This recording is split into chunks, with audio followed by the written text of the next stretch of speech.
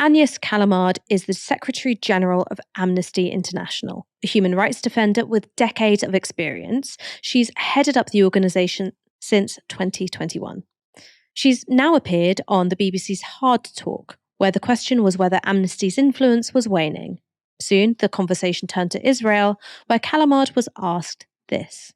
Is it representative of your impartiality to consistently call Israel an apartheid state?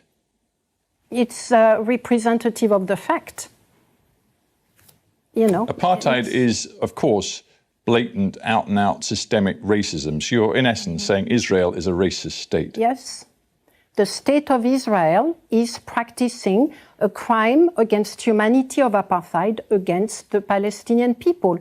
We have investigated those violations for 4 years.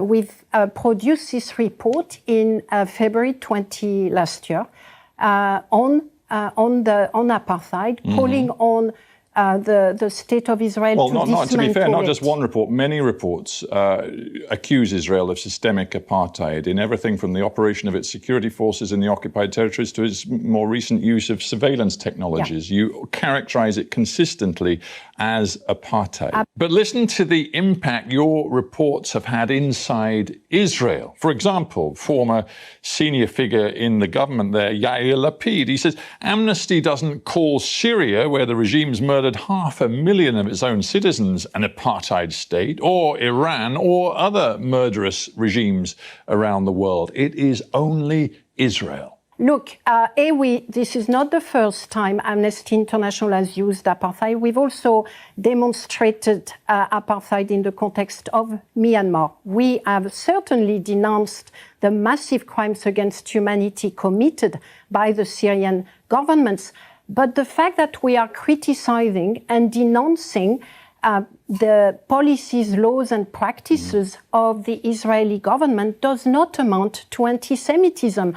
Of course, anti-Semitism must be denounced. Of course, Amnesty International will and does denounce it. That was a pretty definitive answer to the question. But it wasn't enough for the host, who wanted to talk about Israel a little bit more. We've started this interview talking about the many problems around the world. We could have mentioned specifically Myanmar or Ethiopia or a whole host of others. You picked. I did not pick. No. You picked. So I'm just saying, when you consider the amount of resource, the amount of time that you devote to Israel-Palestine, do you think it is proportionate to the problems that we see in so many other parts of the world? Has your producer looked at our reports on Myanmar? How many we produced over the last few years? Far more than we did on Israel. No, we are focusing on Israel at apartheid because this is a massive human rights violation that must be denounced. I was in Israel myself to launch this report.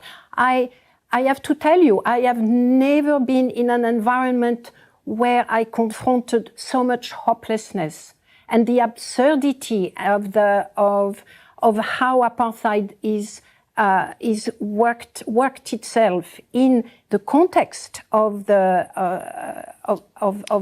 occupied territories, and Israel is mind-boggling. All right. Well, you've made that point. Let's move on because we don't have much time left, and we don't want to just focus on particular countries.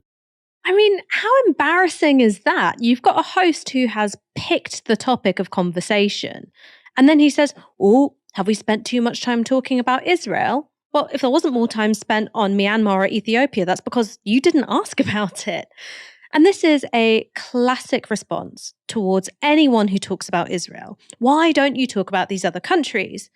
But we do. You just don't get mad about it. It has an entirely different level of sensitivity. When I talk about the UAE and the joint airstrike with Saudi Arabia on Yemen, one of the most grave humanitarian crises on the planet right now, I don't have people denouncing me as Islamophobic for doing so. So you can't cause an explosion every time someone talks about Israel and then goes, "Oh, this is getting a lot of prominence." It's entirely driven by the response. Maurice, why does British media seem to give people who point out Israeli apartheid a harder time than the Israeli government itself? This isn't just someone randomly spouting things that she's come up with. She's She's the head of Amnesty International. The way that interview that we just watched was conducted that's quite appalling. I mean, she would be, I think, within her rights to sort of, as you say, come on, we're going to ask you about this stuff, and now we're going to criticize you because you're always talking about this stuff that we've just asked you about.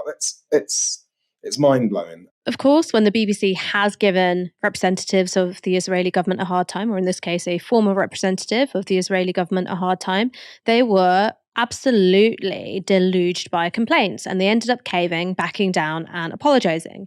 That's something we discussed.